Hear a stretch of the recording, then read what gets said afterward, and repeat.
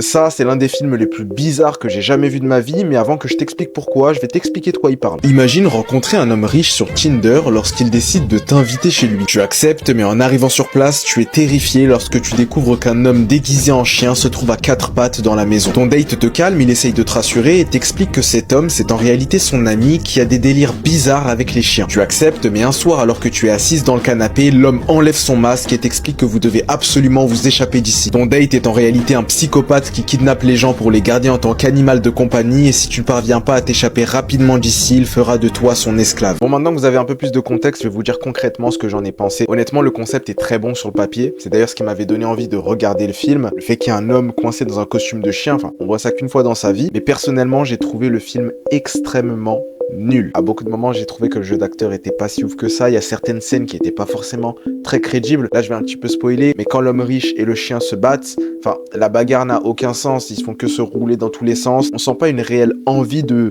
survie finalement, un réel danger quand les deux se battent, surtout chez l'homme qui est bloqué dans le costume de chien. De ce qu'on comprend dans le film, il est déjà bloqué là depuis plusieurs mois, mais le seul moment où il a une réelle occasion de s'échapper dans le film, il se met à rouler par terre et pleurer. Je pense que les 20 dernières minutes sont complètement ratées selon moi. Maintenant, ce que j'ai bien kiffé dans la fin du film, c'est le reveal final entre guillemets. Bon, je vais pas spoiler ici, mais pour ceux qui savent, la scène de la gamelle de chien. Maintenant, si je devrais résumer le film en un seul mot, ce serait déception. Le concept du film en lui-même avait mis mes attentes jusqu'ici, mais quand j'ai regardé le film, c'est descendu jusque là quoi. Perso, je le recommande pas, je pense que vous allez un peu perdre votre temps en le regardant. Il n'y a pas de réelle intensité, de peur, de frisson quand tu regardes le film, mais je pense quand même qu'il y a des personnes qui pourraient kiffer. Des personnes qui sont pas forcément très familières avec le monde de l'horreur, les films d'horreur en général, le thriller, la peur finalement. Je pense que vous pouvez kiffer. Maintenant, si vous avez déjà consommé un minimum de films d'horreur, un minimum de bons films d'horreur, je précise, je pense honnêtement que vous allez vous ennuyer devant. Si t'as une entreprise bloquée entre 5 et 15 000 euros par mois et que t'as envie de te développer sur les réseaux sociaux, envoie-moi un message sur Instagram pour que je t'aide à digitaliser et croître ton activité.